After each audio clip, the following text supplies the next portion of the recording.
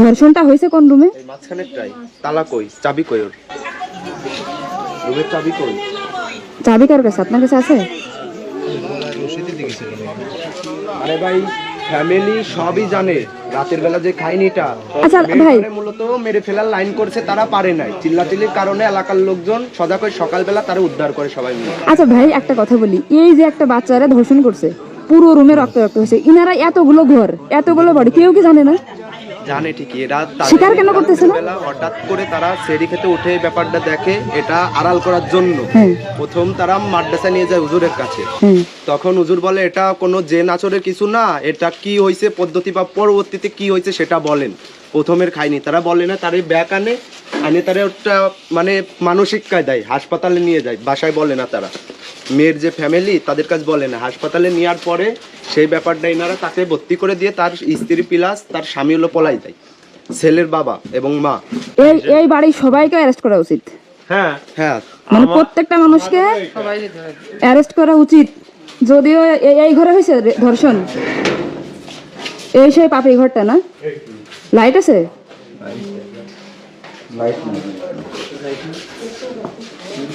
এই ঘরে ঢুকতে কেমন জানি বুকের ভিতরে ছাদ করে উঠলো।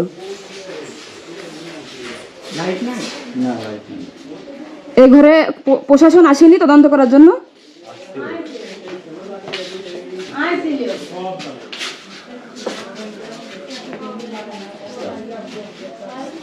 প্রথমে আপনাদের সরকারি লোক আইছে থেকে, তারা প্রথমে আসে সবগুলো ধর্ষণ কি এখানে হয়েছে? এই যে এখানে নিচে রক্ত ছিল কি এখানে? আমি মা বাড়ি ছিলাম না, আমি দেখিনি, আমার তাকে বলিও নেই। আমার সে নাকি নিচে পড়েছিল, আমি শুনলাম যে নিচে করে দিল মা। আর আপনার যে ছেলে হিট্টু, মানে হিট্টু নাকি গিট্টু নাম, যে ধর্ষণের মানে যাকে বলা হচ্ছে, এর নাকি চরিত্র খারাপ, এটা কি সত্যি? আপনি বলেন, আপনি তো মা, এটা আপনি এর আগেও নাকি সে এরকম কাজ করেছে, এটা কি সত্যি? এরকম কাজ করি নেই। এই যে আমি কিন্তু এটা আসলে জেনের আচরণ না, এটা ধর্ষণ করা হয়েছে তাকে। এদিকে আসেন। আপনার ছেলে কোন রুমে থাকে? ওই যে হিট্টু, তাকেও অনেক মারধর করা হয়। মানে এই হিট্টু যে আমার বিটা বউ আর ছেলে এই ঘরে থেকে, আর এই মধ্যে আমার সজীবীর ঘর। আর এই যে এই রুমে হলো বাসার মধ্যে ঢোকাই দেয়।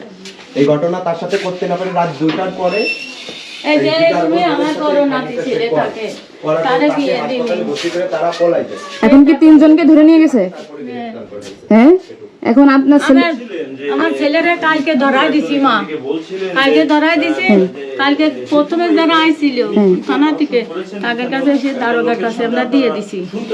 আর আপনার ছেলে যদি ধর্ষণ করে থাকে, আপনি কি তার ফাঁসি চান? হ্যাঁ হ্যাঁ, আমি চাই। ঠিক আছে, যদি আপনারা রিপোর্টে যদি যা পান, আমি তার এখন আপনার যে পুতা ছেলে, সাজা চাই। আপনার যে পুতা ছেলে, সে তো স্বীকার করছে যে তারা বাপ ছেলে মিলে ধর্ষণ করছে, তাহলে কি হবে? আমার পুতা ছেলে, হ্যাঁ, সেটা আপনাদের ব্যাপার, আপনারা যা খুশি তাই করেন। আমি বলবো না যে আমার ছেলে করুক আর আমার পুতা ছেলেই করুক, তাদের সাজা আপনারা যে খালি পারেন সে ফেলে আপনারা সাজা দেন। আমি ওর মধ্যে আর কোনো আমার। আপনি ছিলেন কোথায় যখন ধর্ষণটা হয়েছে গত রাতে? তখন কই ছিলেন? শুয়ে থাকি। তো এই মেয়ে চিল্লাচিল্লি করেনি বাচ্চা মেয়েটা? না। আপনার যে বিটার বউ, যে হিট্টুর যে বউ, উনি কই আছে? উনি কই? এখানে আছে? কই গেছে? বাড়ি আছে? এখনো সুস্থ হয়নি, তার এখনো জ্ঞান ফেরেনি, তবে রক্তক্ষরণ বন্ধ। আমি মেনলি হয়েছে কি ভাই, মানে আমি এখানে আসছি, মানে কালকে থেকে আমার গায়ে শুধু মনে করেন ঘন্টায় 2-3 বার পছন্দ হয়ে যাচ্ছে। মানে আমি এটা যদি আমার মতো প্রাপ্তবয়স্ক মেয়ে ধর্ষণ হতো, আমি এখানে আজকে আসতাম না। কেন জানেন? দিনশেষে দোষ হয় আমাদের মেয়েদের। এই যে কয়েক মেয়ের উন্না ঠিক ছিল না, মেয়ে চলাফেরা ভালো ছিল না, ধর্ষণ হয়েছে। কিন্তু আমার কাছে কথা 8 বছরের মেয়ে কি দোষ ছিল? আপনি তো আমরা দেখেছি সামাজিক যোগাযোগ মাধ্যমে বিভিন্ন বিষয় নিয়ে কিন্তু আপনি প্রতিবাদ গড়ে তোলেন, এবং আপনার যতটুকু সম্ভব আপনার মাধ্যম দিয়ে, আপনার সামাজিক যোগাযোগ মাধ্যম দিয়ে আপনি যে কোনো বিষয়েই বাংলাদেশের যে কোনো প্রান্তে প্রতিবাদ গড়ে তোলেন। তো এই যে 8 বছরের শিশু ধর্ষণ হলো, এই বিষয়টা আপনি কিভাবে দেখছেন? না এখানে দেখার কোনো কিছু নাই, মানে এখানে দেখার কি মানে কষ্টে, মানে কালকে রাতে মনে করেন ঘুমাইনি একটা বিষয়, মানে ভাবার যে বিষয়টা সেটা হচ্ছে যে আমার আজকে যদি প্রাপ্ত বয়স্ক একটা মেয়ে ধর্ষণ হতো তাহলে আমার এই এখন যে দুঃখটা বা কষ্টটা পাচ্ছি আমি জানি না কষ্টটা পেতাম কিনা। কিন্তু আরেকটা বিষয় যে আজকে যদি আমাদের দেশে মেয়েদের মানে যেভাবে দেখা হচ্ছে এই মেয়েরা বেকার হয়ে হাঁটে কেন, ওই মেয়েরা সোজা হয়ে হাঁটলো না কেন, একটা দল আছে মানে আমাদের সোসাইটির একটা সমাজে কিছু মানুষ আছে যারা মেয়েদেরকে নিয়ে পড়ে আছে। এই মেয়েটা উন্না পারলো না কেন, এই মেয়েটা বাঁকা হয়ে হাঁটলো কেন, এই মেয়েটা সোজা হয়ে হাঁটলো না কেন, এরকম একটা ব্যাপার। এই যে দুদিন আগে উন্না যুদ্ধ হলো দেখছেন, উন্না যুদ্ধ হওয়ার পরে ওই মেয়েটা ওই ছেলেটাকে কি করলো কিছু মানুষ বের করে পাগড়ি পড়াই নিয়েছিল, কি হলো মানে তাই সে কি করলো যে আমি অন্যায় করে ইফতিজিং করেও আজকে আমার কি মানুষের বাহবা দিচ্ছে। কালকে এই যে আজকে ধর্ষণটা হয়েছে যে বাচ্চাটাকে ধর্ষণ করা হয়েছে এর বয়স কত 8 বছর, তাহলে এর দোষটাকে কোথায়, এ কি করছে, এর অপরাধটা কোথায় আমাকে বলেন।